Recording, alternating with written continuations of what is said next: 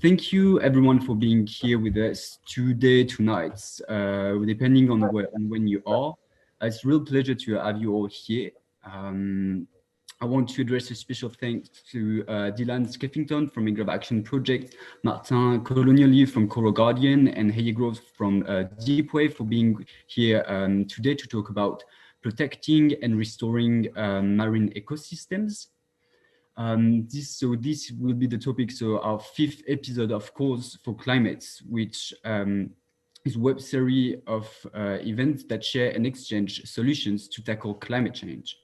So my name is Thomas and I work for Climate Connect, which is a non-profit climate organization composed of a team of international people who all share the observation that even though the climate crisis causes and consequences were global, and even though there were a multitude of people that were taking actions or wanting to do it worldwide, there were no place to find out all those projects and to connect all those people together. And as the clock is ticking, we need to gather all our strength, because it's only by collaborating, sharing knowledge, and acting collectively that we will beat this climate crisis and restore our precious ecosystems. And so that's the reason why we've organized this event today, because marine ecosystems are so important to our planets. And there's actually so many amazing projects ongoing and people who'd like to preserve them. So today, for about an hour and a half, we will get to know some of those actors, try to understand the global situation of our events, and see what are the actions that we can take together toward protecting them. So this event will be decomposed into two main parts. The first one being a round table with the guests' introductions, and the second one be more like an open discussions to go over the current situation of our ocean and to talk about the actions that can be taken in order to preserve them. So we can just get started with the introductions. Dylan, would you mind starting present yourself now? Yeah, hi. Hi, Thomas. Thank you for hosting us. I'll share my screen so I can give a little bit of background here. So my name is Dylan. I'm with an organization called Mangrove Action Project. And we have a goal mission statement of we work on preserving and restoring mangrove forests globally. It was founded in 1992, so a while back. And a lot of my colleagues are still involved with it. I came on a bit more recently, so I'm the general manager. I was the executive director for a while, but I stepped back so that one of our colleagues could take over as ED because he was the mangrove expert. You'll see him in a few slides from now. So just really quickly, just a brief bit about mangroves themselves. So as I'm sure some people are aware, people more aware in Europe, I found, than in America, of mangroves and their value. But they're vital for protecting coastlines and mitigating climate change. So both from sea level rise and protecting from storms and tsunamis, but also they help to sequester a massive amount of carbon.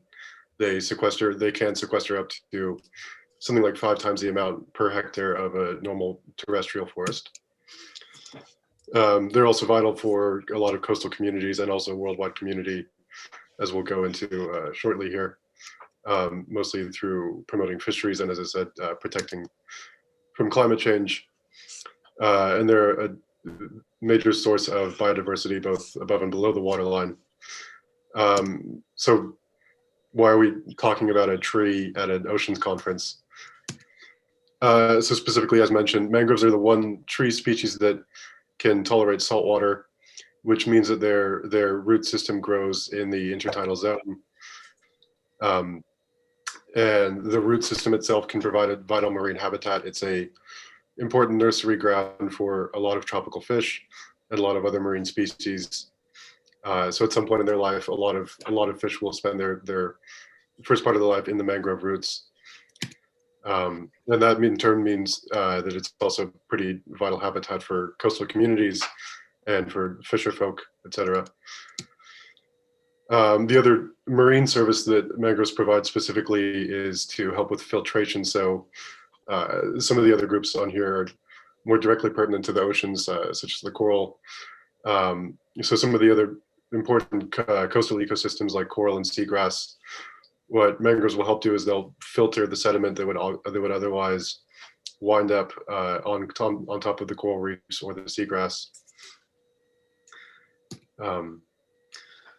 So really quickly, so mangrove restoration is a big topic in international conservation right now, because at least half of mangrove forests globally have already been degraded or destroyed. And there's a big push to restore these mangrove ecosystems worldwide.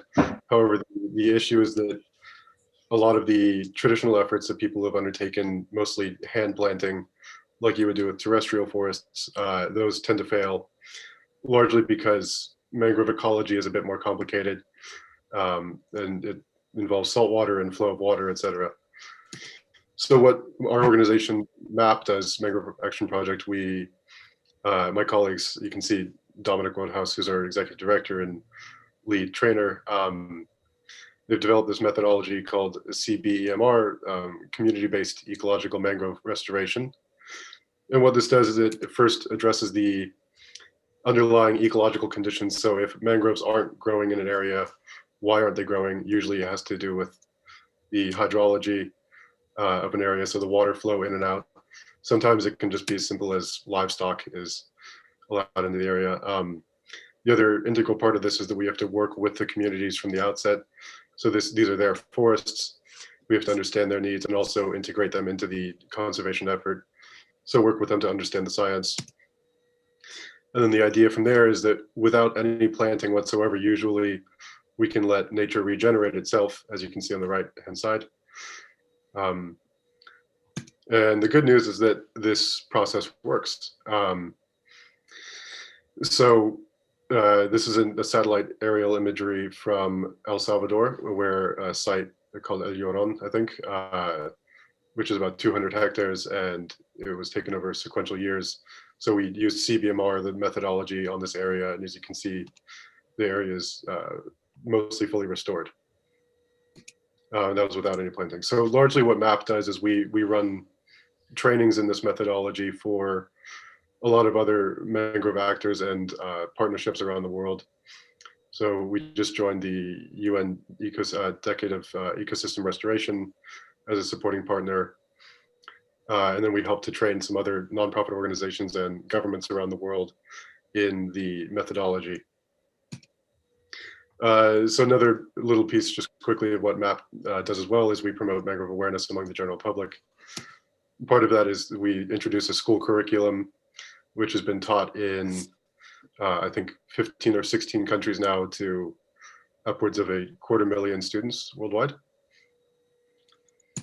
And then we also run a couple of awareness campaigns. So we have an annual photo contest, which got pretty big last year, wound up on the BBC. Hopefully, again, we're about to run that again this year. We also, for children, run a mangrove art contest from in various countries around the world. Really quickly, so Thomas was asking us to share an issue really quickly that we encounter. So the main issue in terms of mangrove degradation, or some of the main issues, are aquaculture and development. So as you can imagine, mangroves usually sit on tropical, pristine coastlines, which means that they're prone to be in the way of development, as you can see on the picture on the bottom right. But the other big driver as well is usually shrimp aquaculture. And that's the top picture and the background picture. There was a big push in a lot of something like 38% of in recent decades, the 38% of mangrove degradation has been driven by aquaculture, and specifically shrimp and prawn farming. So that is something that probably a lot of us could do, is just be cognizant of where our seafood and where our shrimp is coming from in particular.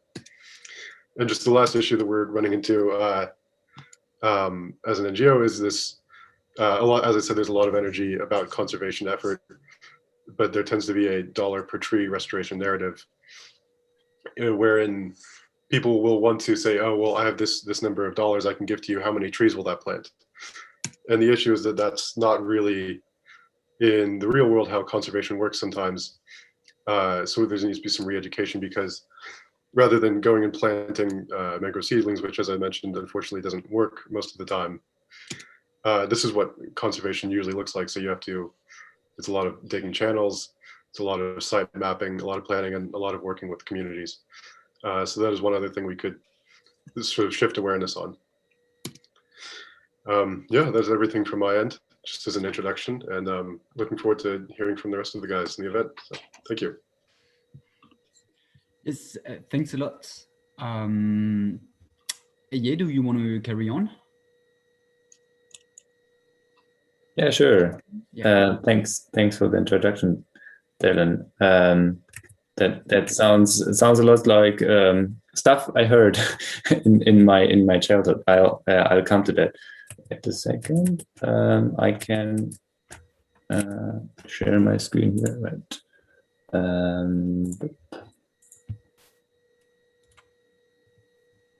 Can you see that? Yeah, we can see it. That doesn't. So, yeah, my name is Heye. I'm working for Deepwave. We are a small local NGO out of Hamburg, Germany, and we work from here to the international sphere. This is our team. As you can see, with the lack of masks, this was pre-corona. We usually do a lot of stuff outside, talking to people, but yeah, over the last years, we have switched our work to working more in the digital frame. Like our focus is, our focus is trying to raise awareness for all the issues that the oceans face. There's a multitude of them, and they're quite complex. Since today, like midnight, we have been putting about, I've just recently grabbed the numbers, about thousands of truckloads of plastic into the ocean. We have probably melted around 4,000 million square meters. And we have discovered approximately 30 species, which is nice. So we are discovering species as we're destroying them, right? Life. And when you see such numbers, it's often quite difficult to really understand them, grasp them, and find something actionable. And our mission is to give a voice to the ocean, to translate these numbers and abstract findings into emotional work and then into action.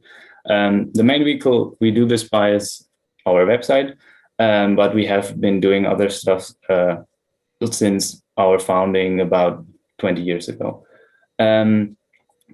The interesting part is that right now we're focused on really trying to deal with all stakeholders. So we have projects for kids, we have projects for the normal consumer that wants to know stuff. But right now we are mainly focused on the upcoming election in Germany. In autumn there will be an election that is quite significant.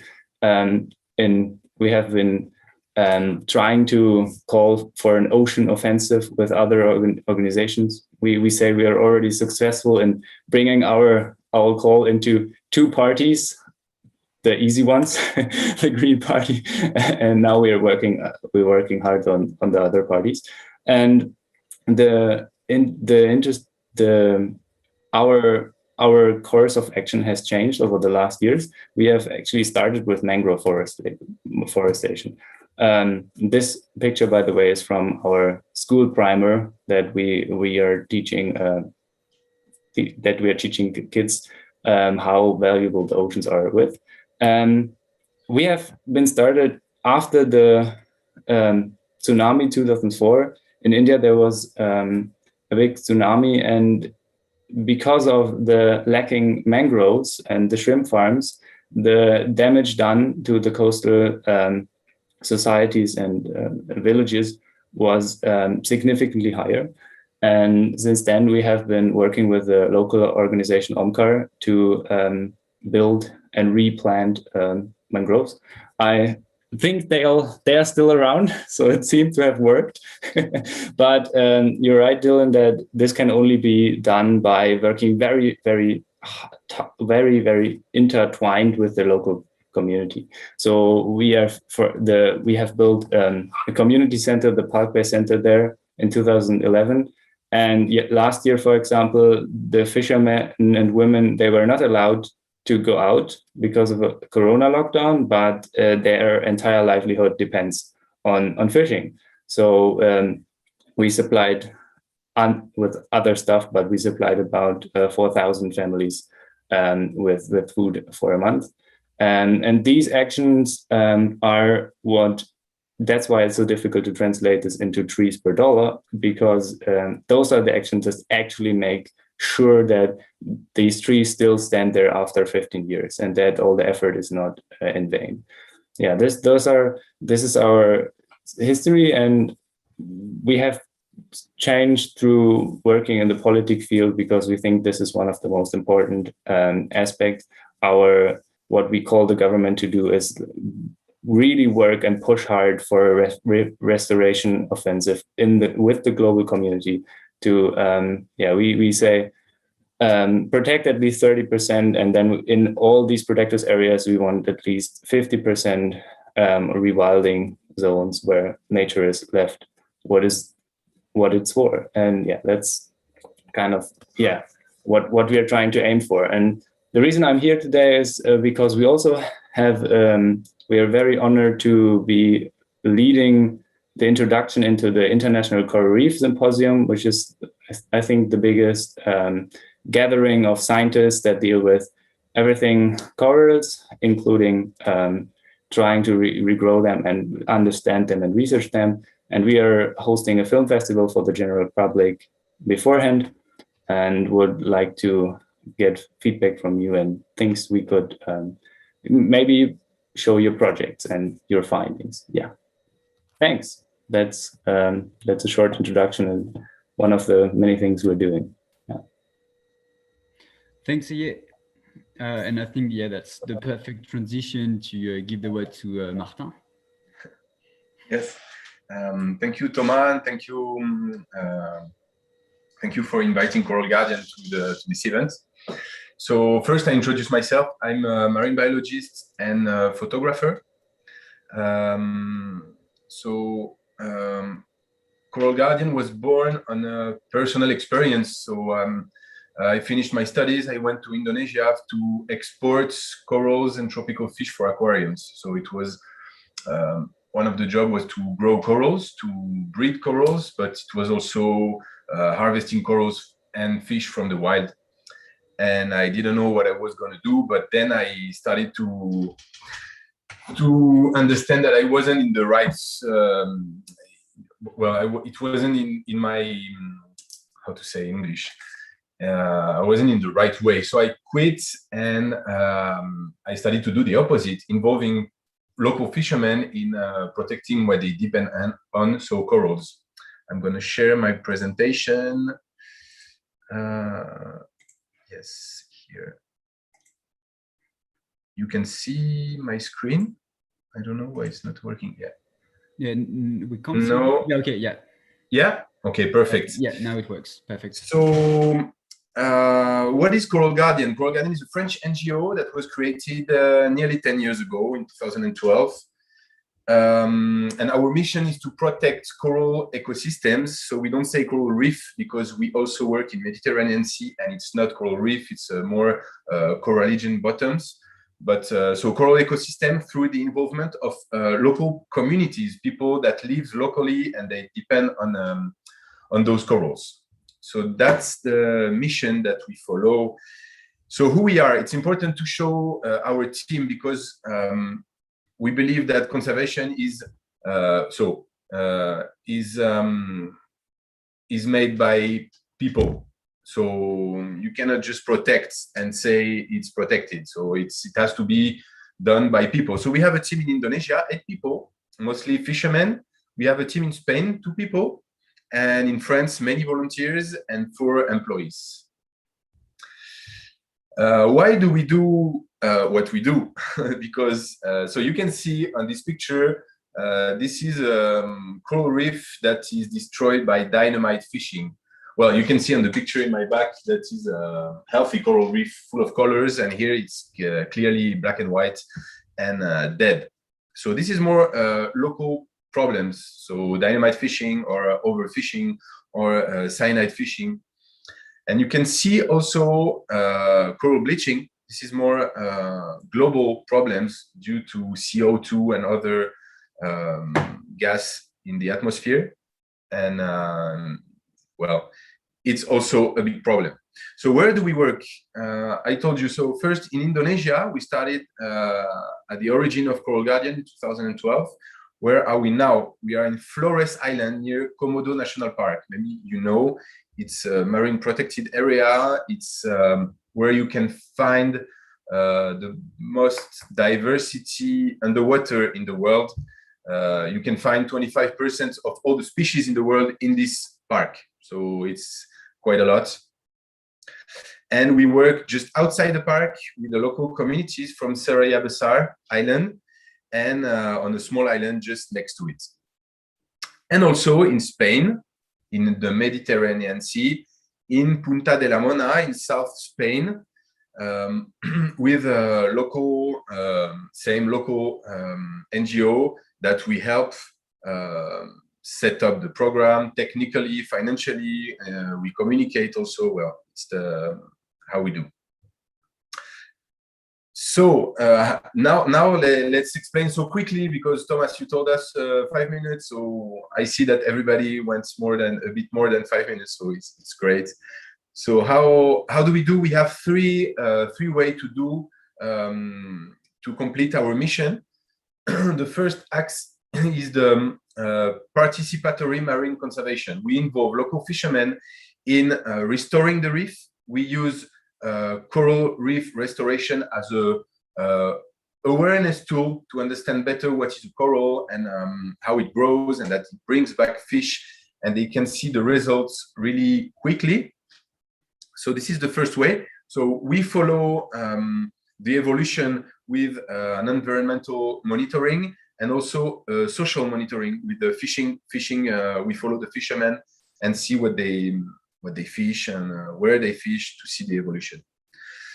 The second axe is raising awareness. As we saw, there is local problems and global problems. So we have to raise awareness also about CO2 emissions and what's the effect on corals. And the axe 3 is science. So we follow also our methods. So we try to upgrade every time our methods, and we try to communicate on our results and to do science, because it's important to evolve and follow the evolution of the corals that we protect. We protected in Indonesia, where we saw what you saw in Komodo. We could do a marine protected area of 1.2 hectare. It's pretty small, but it works, you know. So I don't know if we have time to show the results. And so the logical step, the next step to share what we set up in Indonesia with the local people that works full-time on the field. We want to replicate and train other people in the world that have a local NGO and that are motivated to protect and restore and raise awareness locally. That's what happened in Spain. And yeah, so the goal is now to replicate through the Blue Center. That's how we call our program, to replicate what we do. So to show you the results, we have graph and everything. It's at the end, but pictures are also really, really strong. So you can see here a destroyed reef in 2015. It was restored. This is 2016, 2017, 18, and 19. So you cannot even see the bottom now. It's like full of fish and full of corals, healthy corals. And also we could see baby sharks, baby white tip sharks coming back. This one is maybe like less than 40 centimeters, so it's like really baby. And you can see also here the results. So here is the witness area. So it's destroyed, and it was we follow it and we leave it destroy. And this is the restore area 1 and restored area 2. You can see the evolution in blue of the species and the family. So from 12, 13 species, we go to 81 species in 4 years. So you can see that it's working. When you protect and you leave, you don't put the pressure on an ecosystem, life is coming back quickly. And just to end the presentation, I just put a really nice coral reef taken in Komodo National Park to show you all the colors. Thank you for listening, and thank you. Yeah, thank you for sharing, and yeah, ending with this beautiful picture. What I would then suggest is to then just to go for the open discussion. Then there it will be divided into, again, like, so 2 main parts. So with your introduction, so you gave us some some good overview, but then we'll try to say, okay, what's the global situation of the ocean ecosystems, and then also try to see what are the actions that we can take to help restoring them. So I'd like to first ask you, because I think it's really important when starting and getting involved in a project to can have a picture of what it would be in a perfect world. So what I'd like you to tell us quickly is, like, for you in your dreams, when you think about like also ocean protection and restoring ecosystems, what would be the ideal case? How would it be in your dream to fix as an objective?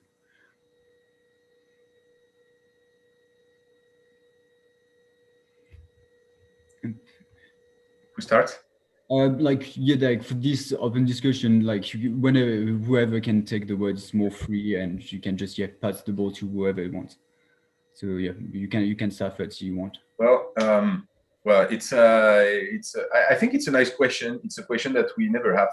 Like, what would it be in an ideal world? Well, I would say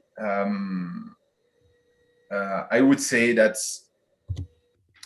the people that live on the field and that depend on ecosystem would give ideas that will be given to political people, and they will take decision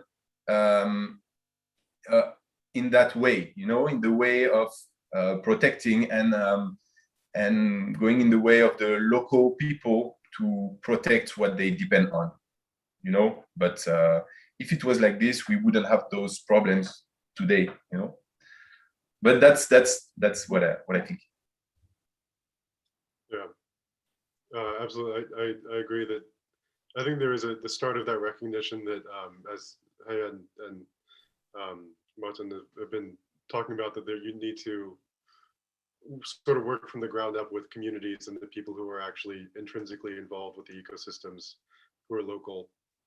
Because before there was much more of a narrative of an outside group coming in and saying, "Oh, we'll save the day," and then doing their project and then leaving, and then what happens? And as you guys were talking about, that's not exactly a sustainable way of going about things. So I think that now it's beginning to have that narrative. That narrative is being adopted a bit more, that we need to involve the input of local people and their knowledge, their needs as well as working across different types of groups. So like maybe in the past, it wasn't as common for, say, a mangrove group to be working with a coral group or a deep sea group.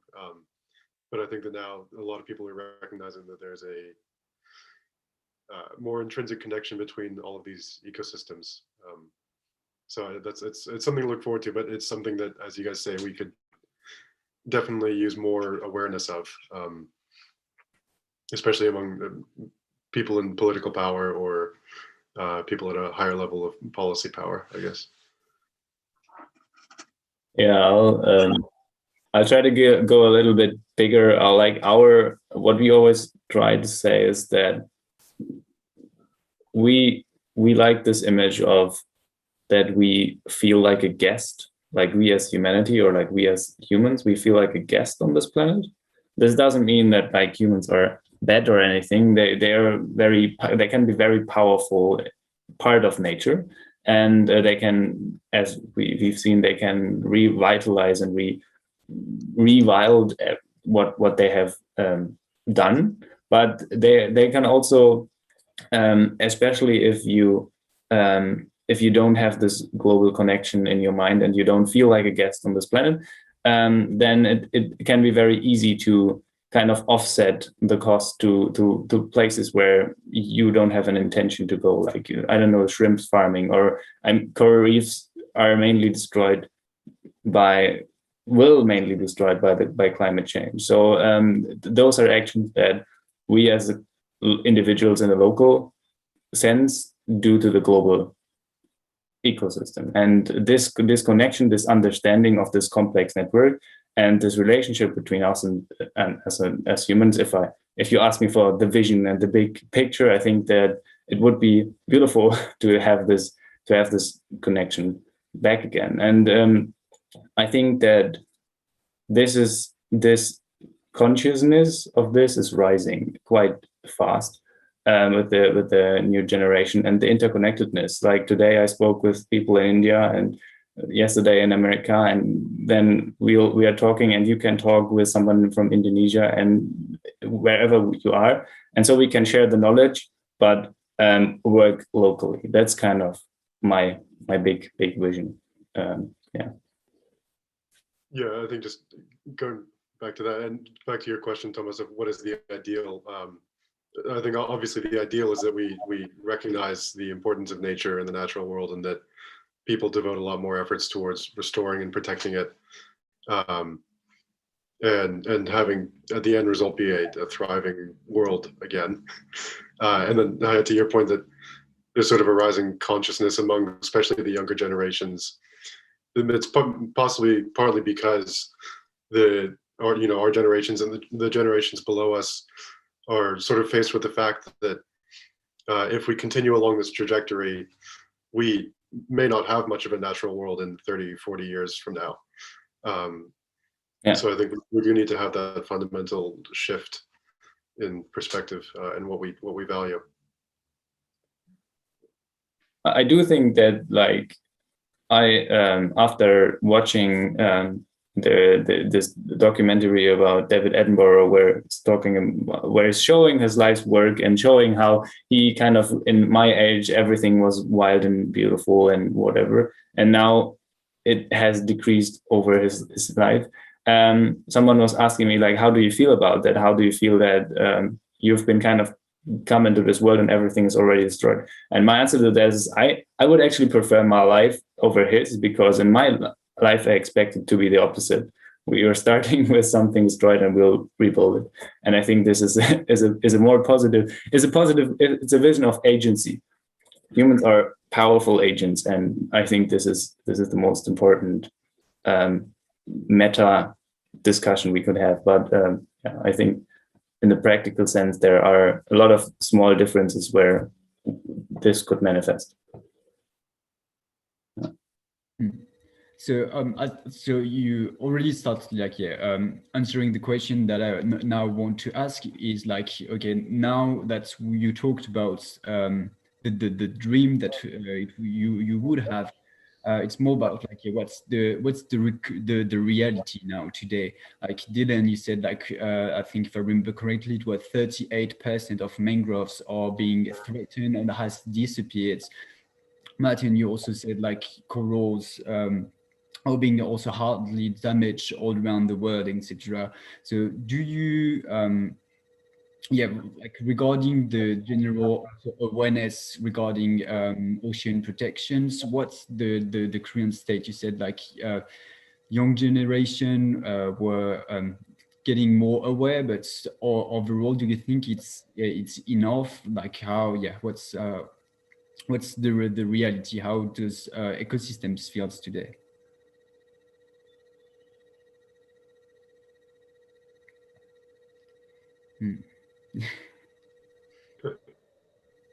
It's a tough one. So Yeah.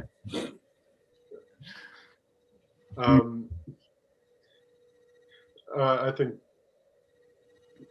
like obviously there's still a worrying trajectory in general. I think that there is definitely hope because a lot of people are starting to recognize what needs to be done, and there's a lot of hopeful stories coming out of that. But the reality is that there's still a lot of ecosystems in pretty dire trouble. I think we're maybe near an inflection point where we could start on an upwards trajectory, and maybe we're at that point now with all these discussions and sort of a new, even with COVID and like this whole world reckoning of our values, etc. But I think that in reality, we're still very much in trouble. And so actually for like mangroves specifically, it's over half of the world's mangroves are already gone. So the 38% figure came from specifically from shrimp farming and from aquaculture. That so like that's something that everybody can do, and especially as a people who aren't necessarily living in a country with mangroves. That is one thing that we could do to directly impact these types of ecosystems, is to consider where the products that we're consuming, where are they coming from? I think that there's increased awareness about that now. I'm sure it's something similar for coral and other ocean ecosystems.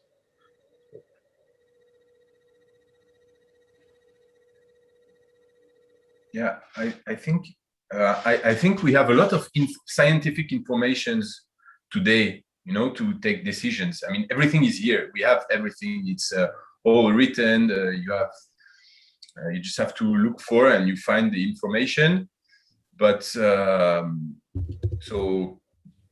can we see it, or do the political or the decision makers will take the right decision?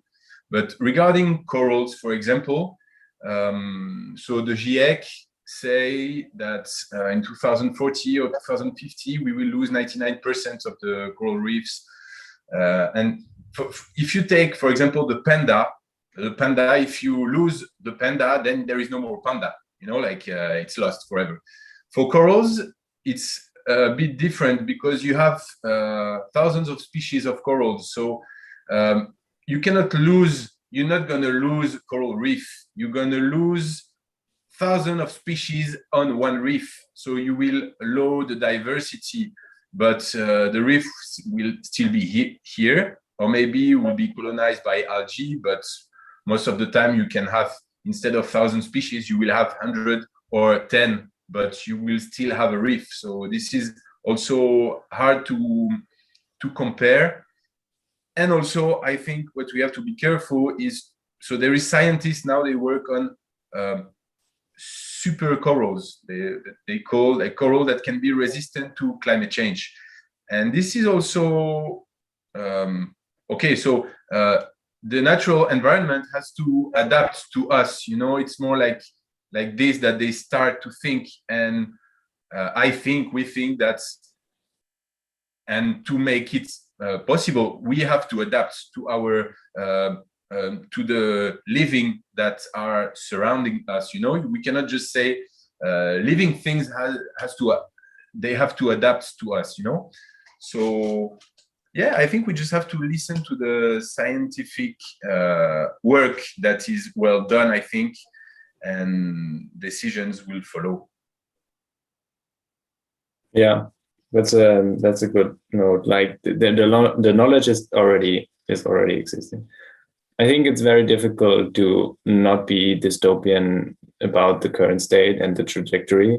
It's the amount of effort that is going on is there, and it's quite large, but we see every day we see that it's not enough, and this is an inherently it's inherently a question of like in global injustice, and the we are causing this, and they are suffering. I don't like these terms we and they, and it divides the world, but this is the reality. It's like the shrimp farms are there because I think, who was it, the World Fund, I don't know, the world, I don't know, someone said to make it so. And this was entirely, the shrimp is not there to feed the local population. And the climate change is not there to benefit the small island states. And the question is, how do we deal with this? Like all this effort that has to be taken in the next years to replant corals, to regrow mangroves. We have to realize that we are responsible for this. And I don't know who's listening to this, but this is kind of where I'm at right now. Yeah. And as long as this kind of understanding is not fully grasped, it's very difficult to be optimistic, fully optimistic about the current state and trajectory. And I think, Dylan, you mentioned something that was also like I thought really interesting, was also on the way of organization to talk about their action. And for example, and you said it wasn't possible to do, like, for example, $1 equals 1 tree. But for example, with reforestation, so maybe reforestation is different than mangrove reforestation projects. But do you feel like different organizations that are acting or doing like a great job, or with the right mentality, like, yeah, what's the current like, yeah, how does it work? I think there's a mix, obviously. There are people who are gaining more of an awareness that it's more complicated, as I was saying as well. You know, a large part of it is working with communities, and Martin, you know, the communities you're working with in Indonesia, they're all a vital part of the actual of the you know, making a healthy ecosystem and creating that as a sustainable restoration. So I think that as more and more people sort of try this different ideas, different approaches, say, oh, we have this really, you know, we'll talk to some people who are representing a new startup that works with banks, and they say, we're developing an app that will be able to track their money in restoration efforts using blockchain technology. And it's a, you know, it's very cool, it's very great, except that they also wanted to know, if I donate, you know, this many dollars, how many trees does that equate to? And you know, even in situations where, say, you actually can, sometimes you can plant mangroves and it works. So like your project, it you know, it, in certain situations it does work, but even with that, there's a lot of variables that go into the underlying ecosystem and the local community needs, etc. So it's really, really hard to equate a certain amount of dollars equals this, and maybe instead there, I think that, so sorry, this is a bit of a tangent, but to answer your question, Thomas, that there are more and more groups that are recognizing this, the importance of understanding the nuances, the sort of intricacies of the situation. And a lot of it is because a lot of what they've tried before doesn't always work out. And so people are sort of reassessing and saying, okay, what do we actually need? And we need to follow the science. We need to listen to communities. We need to work across different sectors. So I think that we are groups ranging from UN to other international conservation groups to various actors. They all have this appreciation now that you need to introduce these nuances into the situation.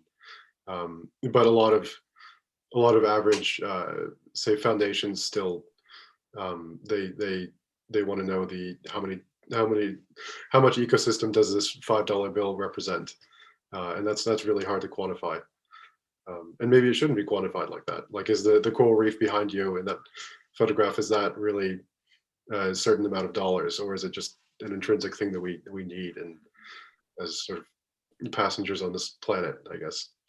Yeah, and especially if you're also involved with local communities, like also the work they do might not also be taking, like, it's not like you're planting a tree, it's also involving the local people that will also work, and so it's just not like for the own results of the of like having a new tree. It's all about like the ecosystems with people and nature that is all around it. It's yeah, exactly. A good example for this is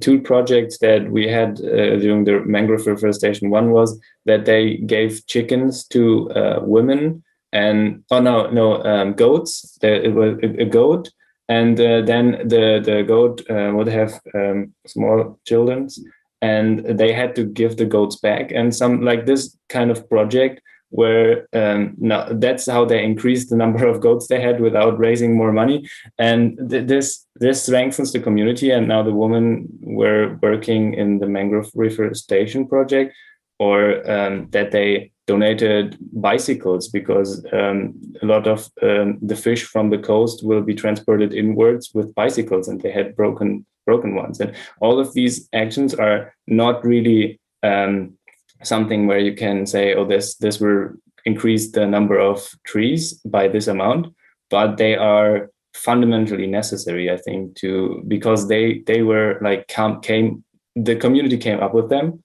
and so the community strengthened this, and that now you have a project that's running for 15 years and is like more and more involved in the community, and everyone now, even the government is supporting it and sending their local national guards there to be educated. And all this is how you make sure that the project runs for quite a long time. And this is needed if you want to put a number there, because in the end you care about the CO2 like sequestered. And this is not, the calculations don't work if after 10 years you burn it again or build another shrimp farm.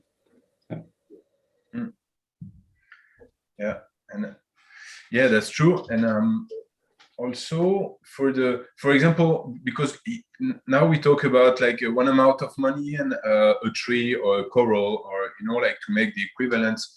But for example, if we talk about lobbying for NGOs that do lobbying or goes to political actions, how do you weight the efforts financially? And this is also a good question, like to see where come from the money. For example, if you have an NGO and you have money from companies, you cannot go against their interests.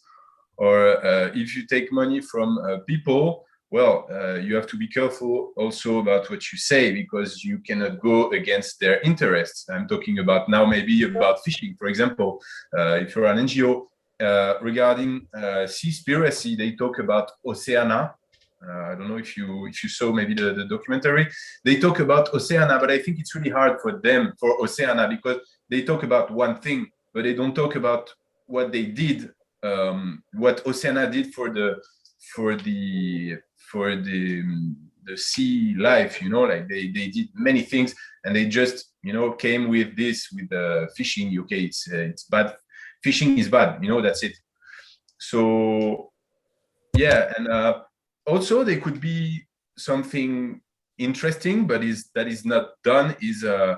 But maybe it's because it's called non-governmental structure, but to have maybe structures financed by the governments, but where the government, they cannot control what is going on, but it's kind of keeping the rights and keeping the ID. So the government finance few structures to to keep an eye on the interest of the people, you know. Well, I'm just thinking, but it's really hard to wait to do the wait like a tree, a coral, new decision politically, you know. And I think, yeah, the fact that you mentioned so governments, do you feel like, because now, like, if you talk about who are the actors, like it's mostly NGOs who try to restore and protect the environments, or maybe I'm mistaken, but that's what I can, what is usually the case in multiple sectors. So do you feel like companies are like involved, such as also governments? What are like this relation between like NGOs, governments, and companies? Do you think there's just like one doing stuff like it's always more? It's not always the case, but one, like they would say, associations doing some good stuff, and the other one not being participating to it. How does it work with this ecosystem? I don't really understand what you wanted to say. Maybe. Like what's the relation between governments, companies, and associations regarding like regarding ocean protections? Are they working hand in hand, or it's really conflicted? Of course, it's always like a bit both, but it's a big topic. Well, it's all, I would say it's all about money, you know. So it's all about money. You have the money, then you can force decisions, you can go with you know. So if you're a company and you finance an NGO, the NGO won't go against your interests, you know. So this is that's why you see, for example, Greenpeace fighting against Total or other, because Greenpeace, they depend just on money from people. So they have free hands, kind of, you know. They can do a bit whatever they want, but there is NGOs that are financed by companies, and sometimes you cannot, it's hard to take positions, you know. Well, yeah, it's important to stay independent, of course. Yeah. But to answer the question, how the government, and I think it depends on what you like call a company. If you like talk about a company and it's like the local dive shop on a small island, right? Then they are obviously not in conflict. But especially with fishing, yeah, you have big companies with interests, and these are very contrary to the interests of humanity. It's just, it's sad, but and it's difficult to say that, because then you get attacked or whatever. But that is the reality, and the government is in a difficult situation, because they always raise the argument of protecting workplaces, which is sometimes justified and sometimes not. But if you have, essentially, you have a limited resources that is like dwindling. Fish is always, the pie is always getting smaller and smaller. And this creates a lot of conflict, and this creates a lot of anger, and like, there are interest groups in Europe that deal with fishing, and they don't talk to each other anymore.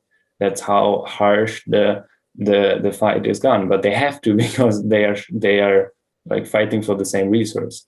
And yeah, so the situation is not that that there is a like very peaceful cooperation between governments, companies, and NGOs. That's I wouldn't say that's the case. Yeah, I think it depends on each country as well. Certain governments are much more cognizant of what needs to happen, and same with certain companies, I guess, as well. Others are, some companies are still looking just to greenwash themselves, so they look good, but they still carry out atrocious practices sometimes. Whereas some companies, especially, you see a lot more companies emerging with sustainability as a part of their mission statement, and I think that's kind of where we need to go eventually. But it usually like, are they like, that's because are they doing some real efforts, or it's just mostly like greenwashing? Of course, it depends on the case, but would you say overall there is significant changes in the mentality and the current practices? It's going on the right direction? Yeah. Well, if I talk about Coral Guardian, for example, we have many companies. Well, many. We have few companies that are financing us, you know, and each time it's not just giving money to an NGO. It's also, we want to do an effort, you know, and they do their effort, you know, so so they come with an idea to finance coral restoration and everything, but also they do efforts inside their company, you know. So it can be to save energy, or to save whatever, you know, like but also they spend less money if they save energy, you know. So it's also something good for them. So I think it's a virtuous circle. I don't know in English, but well, I think it's good to go in the same way with companies. If it's just giving money to an NGO to hide something, then this is greenwashing. But I think greenwashing is everywhere, and you can see it every day, everywhere around you, and yeah. But it's not. All the companies are not like this, and there is many companies that have good thoughts, you know. So, well. Yeah, exactly. There are more and more companies where, you know, companies are made up of people, and a lot more people are now understanding what needs to happen, and like you say, that it's not just a donation. Sometimes it's also a partnership that they need to work directly with the NGO, or they want to have their employees volunteer hours, or etc. But there are still, obviously, especially I think it's harder for larger companies to make that change quickly, just because of the, you know, whether it's a corporate structure or just the fact that they have millions of stakeholders. So it's hard sometimes for large companies to do that. But I think, yeah, some are trying to make an effort. I think we all know the ones that probably aren't. we can all see through them pretty quickly. In terms of governments, I think that more and more. So you can probably tell by my accent, I'm from America originally, and it's hard because, you know, 6 months ago we had an administration that was doing everything in its power to basically destroy the world in the name of corporate interest. And now we have an administration where we're suddenly thinking, oh, we can work with these people.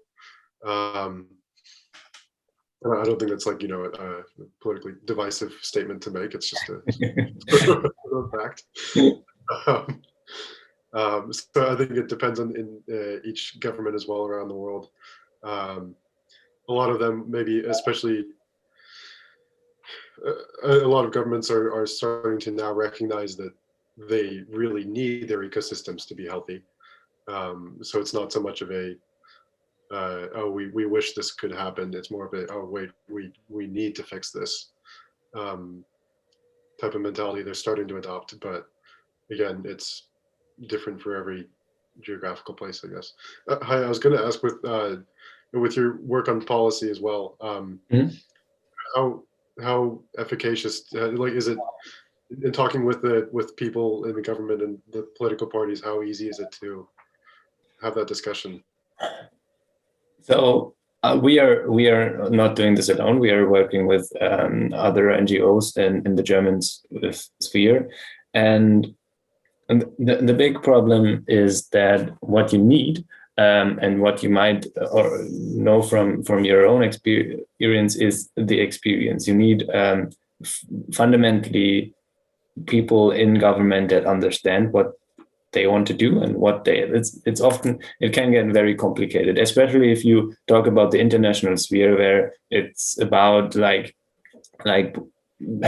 having a position for Germany in the, I don't know, we want to protect the Antarctic, and it's a very technical stuff, and you can't just as a normal person become a politician and then work in maritime conservation. You have to acquire this knowledge, and we think that it's helpful to bring them this, so we work with them and we inform them about the steps, but in some parties where there is some form of claim that they actually want to care about this, we see that it's very difficult because they don't fundamentally understand what they would have to say in certain situations. And it's not always just this, oh, the industry has said this and we are doing what the economy wants, but it's often, it can be very, very a difficult topic.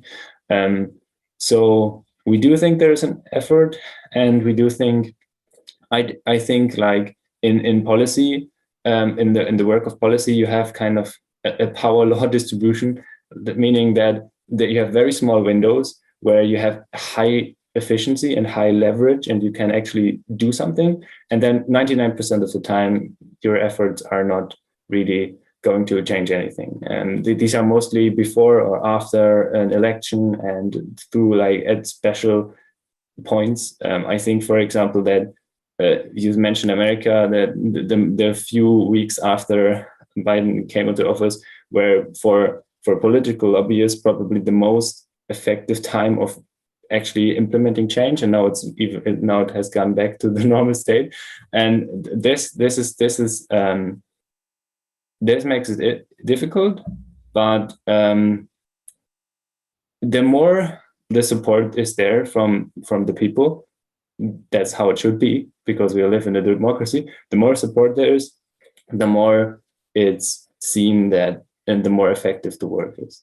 So if you have a pure democracy without like lobbying organizations, politicians wouldn't, in my mind, wouldn't really do what the people would say, because they would lack the experience. So you need the lobbyists, but they can, you need them, but they can only work as hard as the people in the country want what they want. And this is, it's difficult to like, it's not easy to have like a scientific effectiveness approach where you say, okay, this decision was with this probability caused this much good in the world. But I think it's still worth working on it. And do you generally think like if because like people minds are changing and awareness like is raising, and do you think solutions are like scalable, like it can be quickly scalable in a way that if like after like new elections etc, some governments or a country or like few countries are strongly acting, do you think it would like, do you think we have the capacity to make change happen fast, or would that still take quite a lot of time and efforts, and we'll need to maybe also go through a new innovation? That was a question that I also wanted to ask you. Do you think that there is some like new, like, are you have you heard of specific innovations or new technology that might appear in the upcoming years and that be really helpful? Or do you think we already now have all the tools and we just need to take them and work hard towards fixing it, but we don't need extra innovation whatsoever? I was going to append this to your last question about companies. I think when you look at big and small companies around, what you have is kind of a race to neutrality, is what I would call it. So people try to change their ways with the goal to have like in net zero carbon emission and net zero plastic waste and net zero whatever deforestation but this is not going to be enough. We need companies that in their core business model, by the way they function financially and by the way they make profits, improve the state of the world. So if you have a system where every company in the world would be net neutral in their doings and would have kind of externalized all, or like internalized all otherwise external costs, we would still be on a trajectory where where the work of you, Martin, for example, wouldn't be done in the way it should be done. And so what you need is companies that really make profits with the ideas they have. And to make profits is not always about like being like a profitable, I don't know, Fortune 500 company. You can also make profits by raising donations. I think if you have a product, like, I don't know, there is this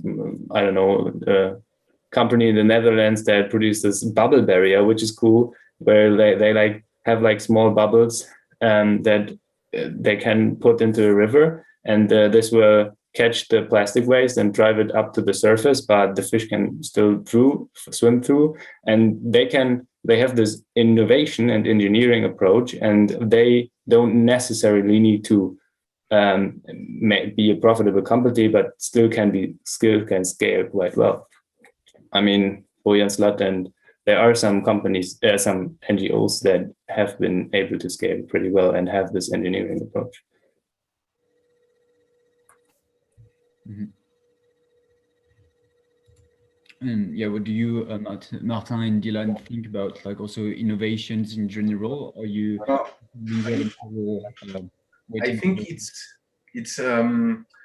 technology is great, but I think we have to be careful not to hide behind technology. For example, we find a new way to clean all the ocean from plastic with a super boat that will blah blah blah. You know, so what? We can keep throwing plastic. Yeah. No, or you know, like technology is something great, but we don't.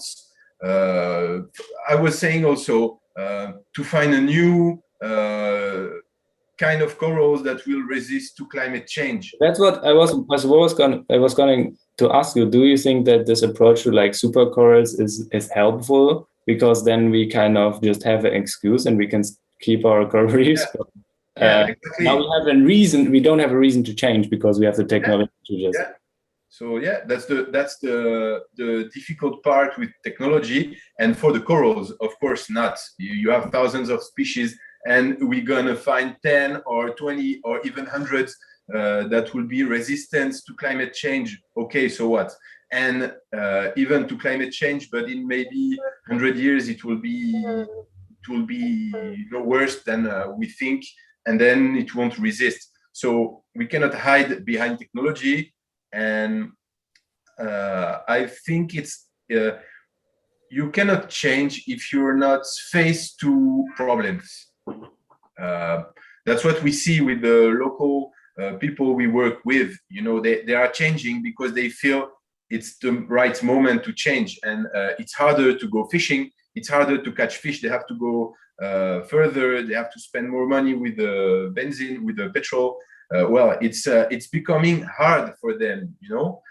So you change when you, well, I don't know. Well, it's my opinion, but when you feel that it's coming, or that it's already making you problems, and then you start to think that you have to change your way. It's so comfortable to keep living as we live, you know. So we have to make efforts, and it's big efforts. So technology is great, but be careful with just saying, technology will save us, you know. That's not I think that's not the way. I tend to agree. I think that in very certain situations, it is having technological advances is great, you know. But I think it should be used as an aid rather than the solution. So you know, if we recognize it and we have a really big problem on our hands, and we need to do a lot, technology can be a piece of it. Absolutely. But it can't be the driver, or it can't be the thing that we are relying upon. a lot of it has to be our recognize. You guys are saying recognition of the very, very basic facts that we are a species on a very interconnected world that is floating through space. Like, if we manage to mess up enough of the web of life, then suddenly we are stuck in a very hard to live in spaceship. And it's it's kind of as simple as that, and we just need to readjust our attitude. And but I think that as well, there's sort of this narrative that we have to, in order to save a lot of this world or to change a lot of these things, we have to give up a lot. And I don't think that's necessarily true. I think that we, maybe it means that certain people will have to give up very extravagant ways of doing things. But for a lot of average people, if we sort of refocus our energies on living more sustainably, just in every sense, that will actually improve a lot of people's modes of existence or their lives in general as well. As it turns out, like biking to work sometimes is fun, or it's better than being stuck in traffic. So something like that. I think I kind of disagree with the like individual story or narrative. There is more and more evidence that, for example, the idea to save plastic as an individual is, roughly speaking, a narrative spread by the plastics industry, and the evidence for this has been growing and growing, because they want to put the problem on the individual and say, look, we are just producing our, I don't know, Coke bottles, and you should like don't buy that because it's like sustainable. But we miss the perspective on the effective things and the big things and the big levers. Like we focus on the plastic straw, and we even did this ourselves. We thought it would be a great idea to raise awareness by talking about this obviously absurd item, the plastic straw. But the plastic in the ocean is largely made up of fishing nets. So there is this connection again, and we have to as individuals understand, I think, how we effectively change, not how we change, just purely change towards ecological lifestyle, but how to actually use your resources, your capital, the money you have, the career capital you have, the things. We have to use this as your building block, and then ask, how can we most effectively change into a positive direction? And then you will come up with, you will see that, for example, climate change, which everybody thinks the biggest problems for the oceans are like climate change and plastic pollution. But if you look at the numbers, it is overfishing. And this kind of framing and this kind of thought pattern, I think, has to get more and more into the people's head. Yeah. Just really quickly, going back to an earlier question about companies and governments, etc. As you guys were saying, they're reflective of their consumer base or their political base. So if more people are more aware of, or just have a shift in mindset and of what they want the world to look like in a more sustainable way, then companies and governments will start reflecting that as well more, I think.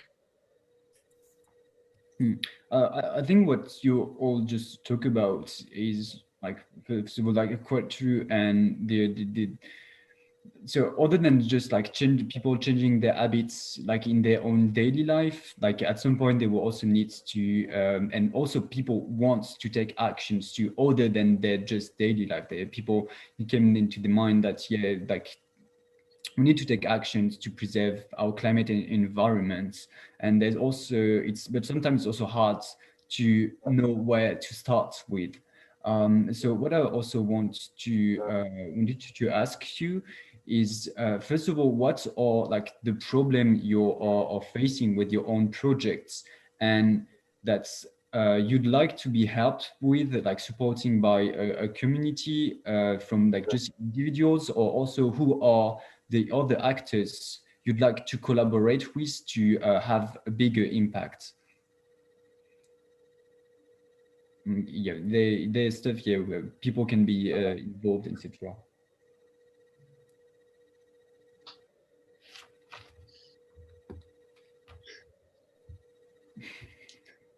It just takes think about this one for a second. Yeah, take your time. Could you rephrase the question again? Like, yeah, so we were like, you individually with your own projects, what's like, is there any way for other people like us here to support you and to give you some help, and like also some type of help that just random individuals can help you by just like supporting? Like, how can a community could help you with your project? Do you need like more visibility? Do you need more financing? Also, what's all the problems you're facing with your organizations?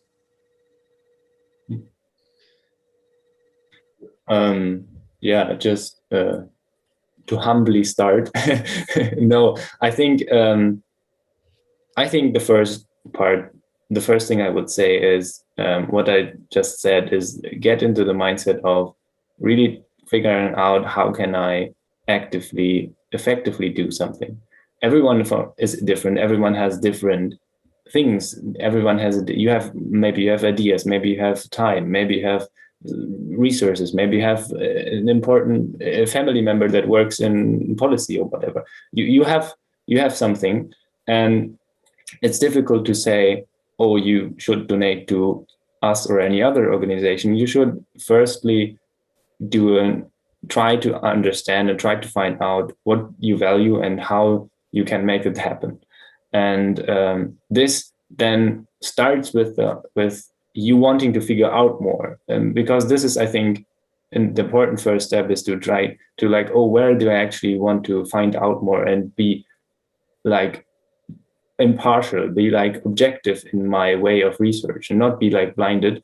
And then because you actually want to help, you can't afford to be blinded by your previous beliefs.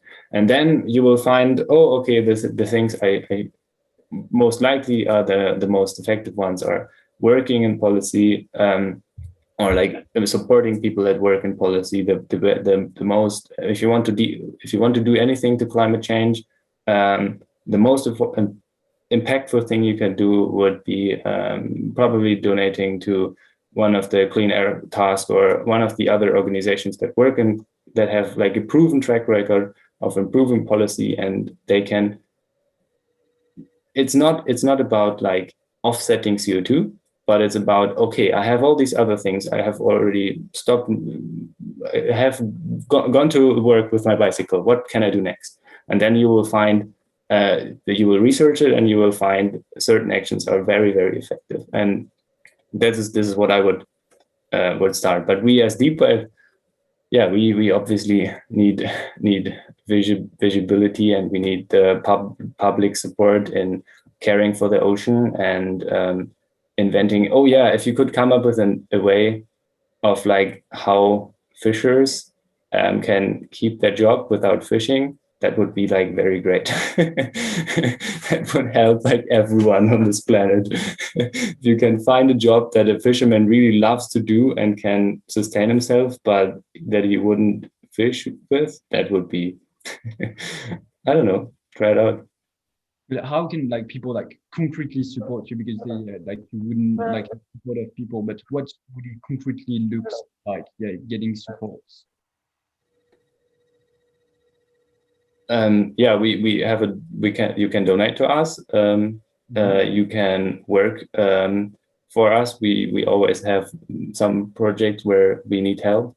You can, it depends on what, as I said, what skills you bring to the table, obviously. But yeah, we would like to grow our team. And so if you're a professional fundraiser, for example, that would be great. Yeah, stuff like this. And what about you, like Dylan and Martin? Yeah, I think that in terms of direct aid, yeah, what I was saying, donations are always welcome. And as Martin was mentioning, you know, the more that donations come from average people rather than specific entities or just or a single specific person even, the more it kind of makes your organization free to carry out its mission. Not that like a lot of big donors are saying, oh, we'll give you this, but you can't do this. That's not really how it works. Usually it's just that if we know that it's just a groundswell of support, then it does help to carry the mission forward. In terms of other just direct impacts, I think, yeah, for Mangrove specifically, know where your shrimp comes from. There's, I think as we all just sort of recognize, consume responsibly. You know that, yeah. Other than that, you just know sort of be aware of what is supporting your lifestyle, and if you know if you just are one of those people that you say, I just need this as part of my diet, then you know it's okay. Like, you know, you're not a horrible person. But if you think that, oh, you're giving up shrimp or giving up just making seafood a once a month type meal instead would be amenable or would be okay, then that would probably make an impact if everybody followed that prescription. Something like that. Okay. And yeah.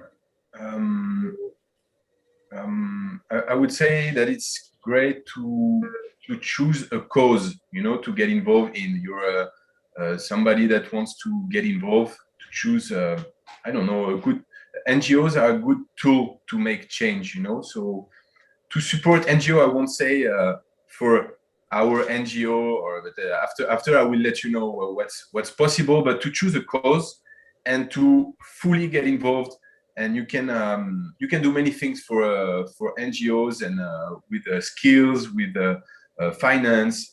So regarding Coral Guardian, we have different ways. First, we talk about finance. Okay, we have a program that is called Adopt a Coral. So you can adopt a coral via our website, and the local team, they plant the corals. Then we send you a certificate, so you have something in exchange. And also, what is great is the monthly donation, even if it's €1. You know, like if you are 20,000 people giving €1 to one NGO, then you can make change, really, you know, and it's really like it's a really stable economic model more than companies or big donations. Mm-hmm. This is for finance. Then in communication also, we communicate a lot to reshare posts, to show, to read, to register to our newsletter. So this is more for communication or raise awareness. And then you have also skills. If you have skills, whatever the skill, we have a platform on our website. You can go and put your skill, and if we need it, we can contact. We can get in touch. You know, like, there is many ways to help. Well, I'm not a seller. I'm not a commercial guy, but yeah. What I say always is like, you give €1 per month, it's a lot, you know, and that's what I was doing before I created Coral Guardian. I was financing an NGO, giving money every month, and it's I think it's the best way to really like participate. And then you read the newsletter every month, and you learn about what they do. You feel part of the family. So yeah. And among you three, like, do you think there would be some like potential collaboration possible? Like, for example, yes, you with corals and the Deepwave, like today, or doing like an introduction, like in the corals, maybe like, or with the Mangrove projects, you've been both working on similar topics. Is there some thing you think that could potentially be happening between so like your organizations? Yeah, absolutely. Yeah. I saw that you're also part of the IUCN on your presentation, so you probably already have over different ways contact to our mangrove project. But yeah, if you, they are very keen on scientific research. They have now published a paper that will most probably protect many hectares of how do you call it, seagrass. Because it identified seagrass, and everyone in the government said, "I'm looking on Google Maps. There's no seagrass here. It looks blue." So they did like very, very extensive research and photo mapping and everything. And so if you need any scientific advice from them, feel free to contact me. Yeah, and come to the Coral Reef Festival. If you have any like short films or anything, then Martin, you could, if you have anything cool, we'd love to. We show mostly like art films, but yeah, last year I think we showed a movie about mangrove restoration in Micronesia, I think. So we can definitely, if you have something cool and you said you're a photographer, feel free to go. Yeah. We are really first time digital film festival. We have no idea how it's going to go, but I think we have some great ideas. So won't be like boring Zoom and looking stuff. And they plan to do it in real in 2022 now. Yeah, it's both. So we are going to do like a real festival next year, but we're going to do a visual digital festival this year. Okay, great. Yeah. And you two, do you have any? What can coral guys learn from mangrove guys? Yeah, it's always a good question, about collaboration. And for example, people are telling us, okay, in the village with the fishermen, you can work with plastic. And no, we cannot do everything. Like one NGO, if you work with plastic, it's a full world. You cannot do coral restoration. You do coral restoration, you cannot do plastic. So it's great to have collaboration. But normally, like it's full-time work already on our work. Collaboration is really hard to make the long-term living, like that's always what happens. We collaborate and then it get lost in the everyday life work. And but isn't it so that I'm not sure on the science on this, but isn't it so that a lot of coral reefs and mangrove ecosystems are very intertwined? That the species move during their life stages, so that they are small in one and then move on different. Are there like projects in the world where you have a coral reforestation and mangrove reforestation close by? Is that something that exists? Yeah. It's totally imbricates. So normally, if you work with coral reef and you have a mangrove on the shore, you have to work also with the mangrove, because if you destroy the mangrove, then your project with corals is useless, and the opposite. So yeah, it's really interesting to work between earth, between land and water. Yeah, exactly. Everything's very connected. Yeah. No, I think that there's always room for collaboration. I think even just events like this where we have some knowledge sharing and people can learn that these things are connected at some level. We can always learn from each other, which is really great. It's and to know that we're not in the fight alone. There are other people out there that are also trying to help things. There's such events of like knowledge sharing between like cross sectors, like for example mangrove projects and coral projects. Does it exist, or like should we? Because like if it's just like setting up some other events like that, just bringing some different actors and then talking more like concretely about, because like today was more like a general introduction, but do you think like it could be a good thing to try to organize such type of events, and who like maybe it's something that we could also consider try to organize in the future? That could also be something could be worth it. I think that there's. Sorry, Martin, were you? No, go. I think there is some collaboration at the, say, scientific level. There will be probably conferences where people will present from different sides and different perspectives. However, it takes a while sometimes for things to translate from those very academic scientific conferences to real world policies. So I think that having events like this and having maybe more direct knowledge share with groups that are working on the ground or in the sea, depending where you are. Having that sort of direct action share as well is also really important. And having more events like this is never a bad thing. And who are the kind of stakeholders should be or could be nice to be involved too?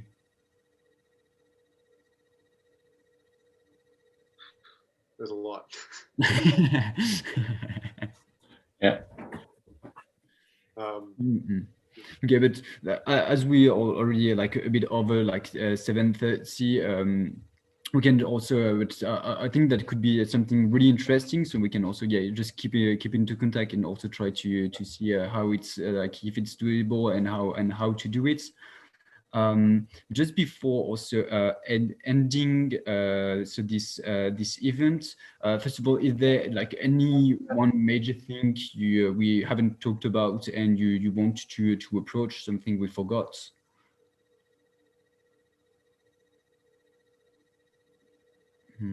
Okay. Yeah. No, it was really nice, really interesting. It was the first time I was doing like something like this in this format, where we talk and it just goes wherever it goes, and then, yeah, really interesting. Thank you, Thomas. Yeah, thank you, Thomas, for setting this up. Be interesting talking to you guys, and yeah, I'm really looking forward to sharing, getting your whatever you bring to the table. So yeah. Thank you very much for setting this up, and really happy to have another discussion just as a discussion without even the audience or anything, just see where it goes. It's always Yeah. Do we have any questions from the audience? I think it's not much, like I insert some of those during the discussion without doing like a Q&A session. Okay. Also answer them all. What I just like to ask you before ending is, could you each give us one source of information? So it can be a book, a film, a YouTube channel, or so like scientific papers to deep a bit the topic. And also one advice for people who would like to get involved into the ocean protection. So one source of information and one advice, if possible. Well, source of information, I know a nice YouTube channel that is really interesting, and it's talking about many things, but there is really environmental informations that are really interesting. It's called Thinkerview, and Yeah, I do. Well, I recommend to watch maybe few speakers that are really thinkers about the futures, and they have like really nice thinking, and it inspires me a lot. But it's in French, just to mention. It's in French, but I think they will make it in English soon. But yeah, are you sure it's not in English? Not yet. Okay. No, that's like one or two in Okay. Most of it are in French. Yeah, and advice. I don't know. Like I think I think we cannot protect what we don't feel inside us. You know, like if you don't feel connect to an ecosystem, it will be really hard to protect it. And well, I say that because I live in a city and I feel this in me. You know, like I don't feel really connected to anything. So well, to living things, and yeah, that's what I would say to conclude. And yeah, it was really interesting. Thank you, Thomas.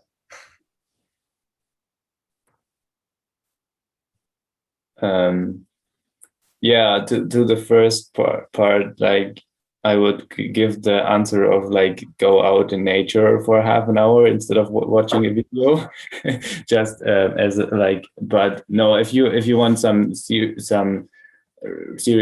recommendation, we have a page on our webpage on deepwave.org where we show we have lots of books, and we have like small summaries of them. So that would be a place where you can find our favorites. They are like from our team, so there you can find. And if you want what we touched about on of like the how you can get involved, and if you want to read something on this, I would very highly recommend. It's called I think Climate Change Lifestyle Report by Founders Pledge. Is it? That's its name. It's a quite a long technical piece, but it's very, very worth reading because the main gist of it has changed my life. Yeah, what you can do, I don't know. What can you do positively? I would have said don't eat fish, but that's negative. What can you do positively? I think talk to other people, enjoy life, and enjoy being here. And yeah, those are my recommendations. If you've done all of the rest. Agreed with that one. In terms of single resources, actually, Shane, I can't think of any single thing. I don't know if there's a lot of exciting films made about mangroves as there are about the oceans or coral reefs, etc. yet. But yeah, so our website, mangroveactionproject.org, we have a resources page as well that shares some general information about mangroves, etc., and that directs to some external sources. And same with these guys' website. I had to look up their websites before coming on the panel. Say, okay, wait.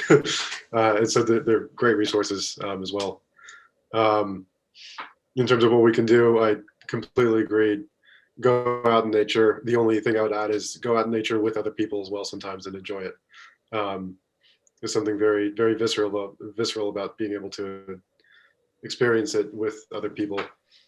And then find something that you're, to the earlier question of what can you do and what in terms of impact, Martin, I think you were saying, find something that you're passionate about and really, really pursue it. And see, like not everybody has to try and solve every single problem in the world, but if you have a reason to, if you personally have a direct reason to solve at least one problem, become passionate about it and see what you can do about it.